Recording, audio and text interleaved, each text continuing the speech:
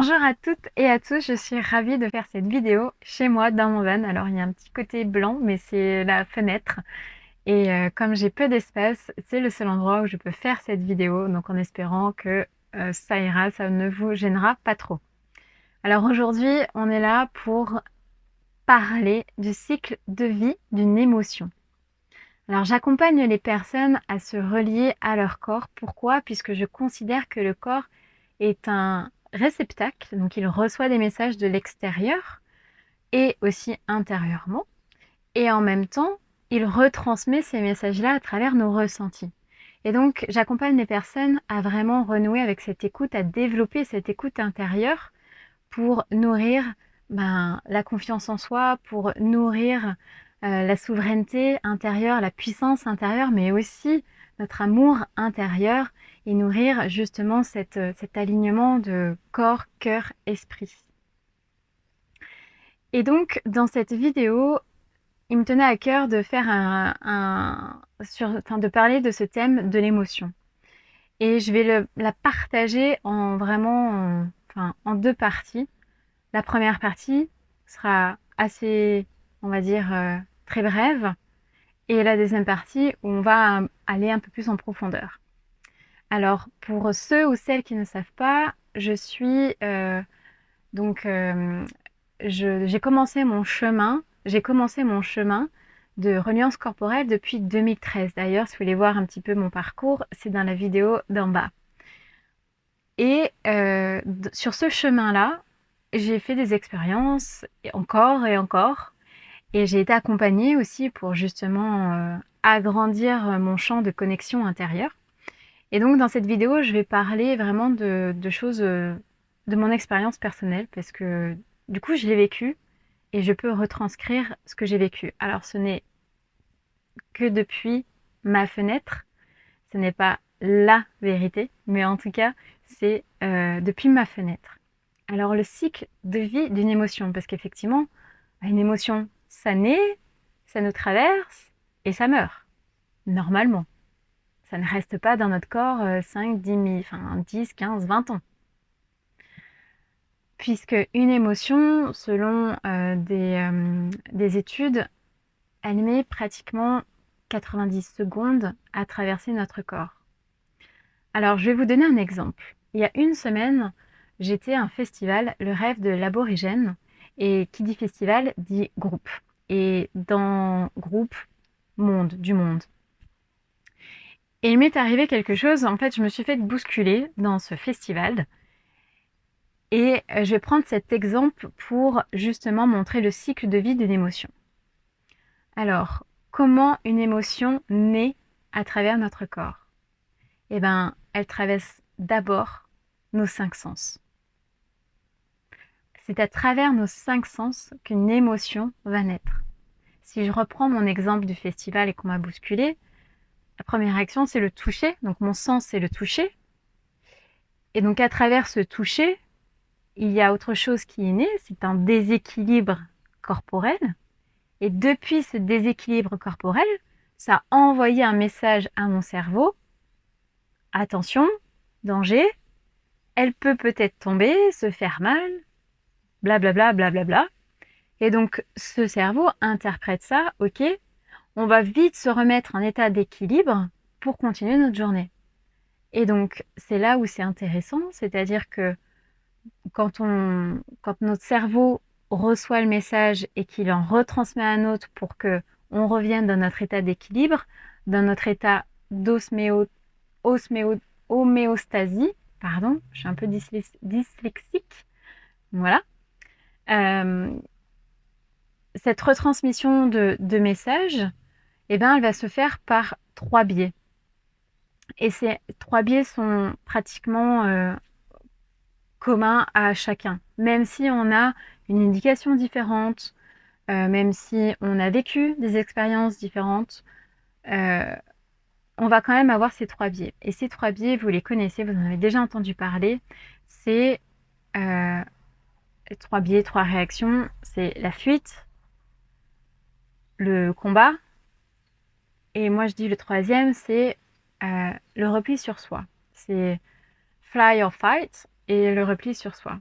Alors, si je reprends mon exemple de message dans mon cerveau, attention, on va revenir à l'équilibre. Du coup, mon cerveau envoie ce message.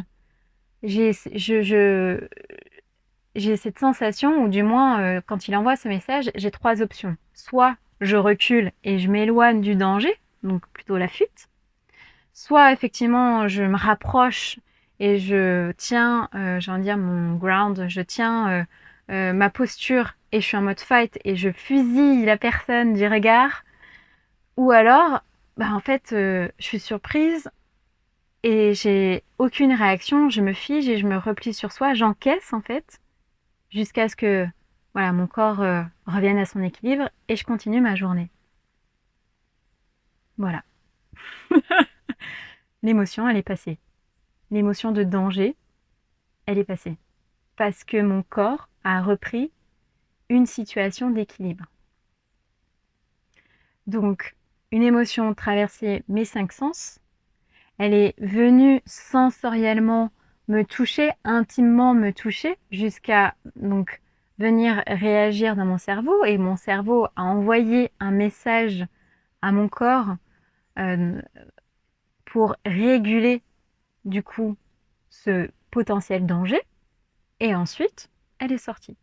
C'est comme si on vous faisait une surprise et qu'on faisait bouh, et que du coup il y a ah c'est bon, c'est passé, je peux respirer.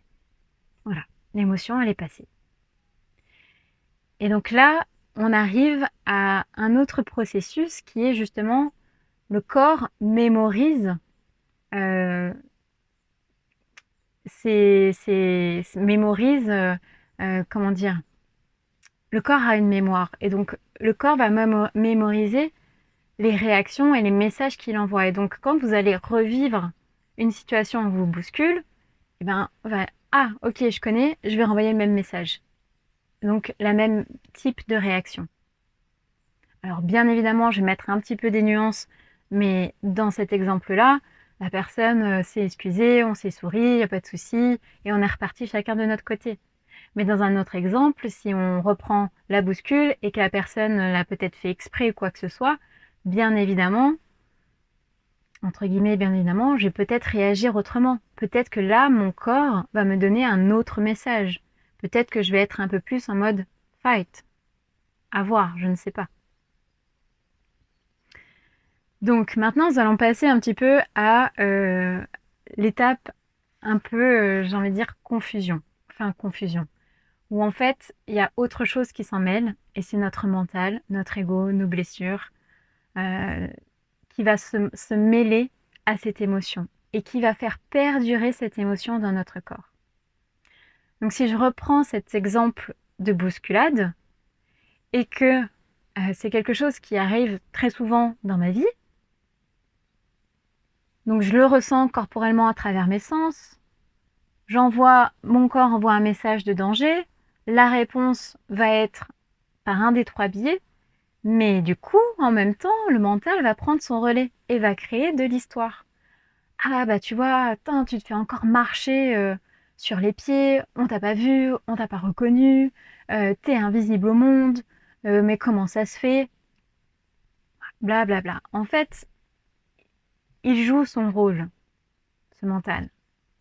Je dirais peut-être même l'ego joue son rôle. Et donc, en ajoutant ces histoires à la sensation corporelle, du coup, on est en train de nourrir encore une fois cette sensation corporelle. Admettons que je suis concentrée sur mes histoires mentales de j'ai pas ma place, on me voit pas, on me reconnaît pas. Du coup, qu'est-ce que ça génère corporellement? Je suis en tension, je me recroqueville, je me sens petite, je me sens pas à ma place justement. J'ai peut-être au niveau du plexus solaire un peu une tension, je me sens pas bien. Et voilà. Donc en fait, avec les histoires, notre corps, diffuse ce message de ah bah ouais, t'es pas bien, t'as vu, ça commence à serrer. Et donc en fait, l'émotion, elle est encore dans notre corps. À cause de nos histoires, ou du moins parce qu'on donne de l'importance à nos histoires mentales. J'espère que ça fait sens. Et donc, euh, Ces histoires-là sont parfois automatiques, parfois elles sont inconscientes aussi, parfois on s'en aperçoit pas. Et c'est pour ça qu'on a du mal à traverser les épreuves. Parce on n'accompagne pas vraiment l'émotion à sortir, ou du moins on reste bloqué sur ces histoires mentales. Alors du coup, si j'étais restée sur cette histoire mentale, ben, le lendemain, je me serais encore rappelée de cette situation. Et je vais vous faire un petit... enfin, vous l'avez certainement entendu, mais notre cerveau ne sait pas ce qu'on est en train de penser, il ne sait pas si c'est du passé, du futur. Pour lui, c'est du présent. Donc quand on fait appel à un souvenir qui s'est passé la veille, et que du coup ce souvenir est inconfortable dans notre corps, on va ressentir encore le lendemain l'inconfort dans notre corps. Parce qu'on a mis de l'importance à tout ce que cela générait, à toutes les histoires mentales que cela générait dans notre corps. Alors je ne dis pas que ces histoires sont fausses et qu'elles ne viennent de nulle part et tout ça, je ne dis pas ça. Puisque comme je le disais, notre corps a une mémoire. Et donc elle va réagir, cette mémoire. Et donc du coup, les histoires, les souvenirs qui sont liés vont aussi réagir et refaire surface. Je dis simplement que une émotion a un cycle de vie. Et cette vidéo est vraiment pour mettre le lien ou pour mettre l'importance sur renouer avec son corps physique et ne pas se laisser emporter par les histoires mentales et revenir à l'instant présent, c'est-à-dire ah bah oui effectivement on m'a bousculé, bon bah maintenant je le suis plus, je suis en train de vivre autre chose. Et donc mon corps est revenu à un état d'équilibre. Je suis en train de lire un peu mes notes pour pas me perdre. Alors je ne dis pas que ce sont ces histoires mentales qui font contrôler également, puisque si on contrôle quelque chose, c'est-à-dire on met encore un cadre à quelque chose, on ne permet pas à cette chose de vivre et donc du coup de faire aussi son cycle. Au lieu de dire bah non, je vais pas penser que c'est une blessure de place ou quoi que ce soit. Faut pas que je pense à ça. Bah allez-y en fait. Si c'est l'émotion, ou du moins si c'est l'histoire mentale qui est derrière cette émotion, ah bah ouais, ok. Ah bah ouais, ça me fait penser à cette histoire-là de place. Bon bah ok, très bien, je prends note. Et en fait, revenez dans votre corps. Si vous sentez que cette tension est toujours présente, la respiration est un outil mais incroyable. Puisque quand nous sommes dans une émotion qui est inconfortable, notre corps, qu'est-ce qu'il fait? Il se contracte. Il est un peu en mode contracté. Et donc l'émotion, comment elle peut passer si on est tout coincé? C'est justement en venant détendre nos muscles, détendre nos épaules, détendre notre respiration, notre rythme cardiaque, que tout ça peut venir sortir, peut venir se dissoudre.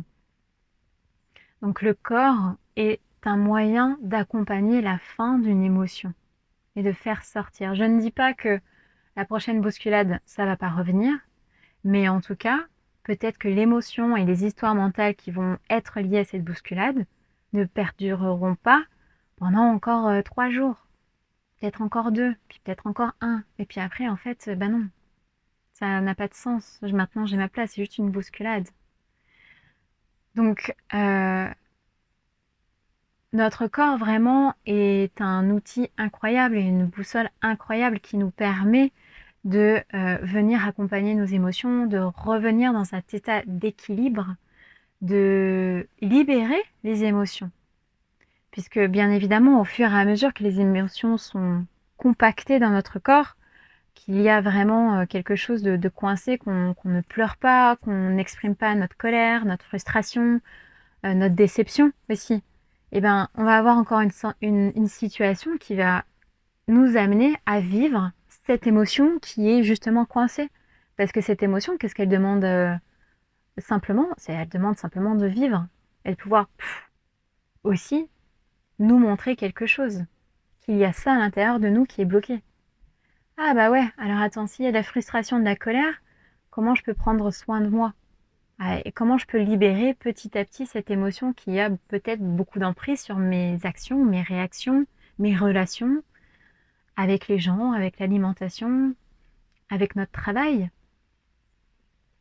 Voilà, j'espère que cette vidéo vous a éclairé, vous a aidé un petit peu à mieux comprendre ce cycle de vie d'une émotion. D'ailleurs, le 17 septembre, j'ouvre un accompagnement collectif, c'est la deuxième cohorte que je fais pour 15 femmes à se relier à notre corps. Donc on va passer par 4 piliers, où pendant ces 4 piliers, vous allez justement pratiquer chez vous, on va se rencontrer en live, en coaching de groupe, dans un espace privé, pour justement faire cette expérience de renouer avec notre corps, notre boussole intérieure, notre souveraineté, et pour vivre d'une manière, ou du moins beaucoup plus épanouie avec ce qui se passe dans notre vie, à l'intérieur de nous, et être beaucoup plus confiante et dans sa souveraineté. Et je mets tout ça en bas si vous voulez aller voir le lien. J'espère que ça vous a plu. N'hésitez pas à commenter ou alors à partager et peut-être mettre un pouce comme ça ou un pouce comme ça, peu importe. Mais voilà, merci de vos commentaires en tout cas. Merci. Belle journée!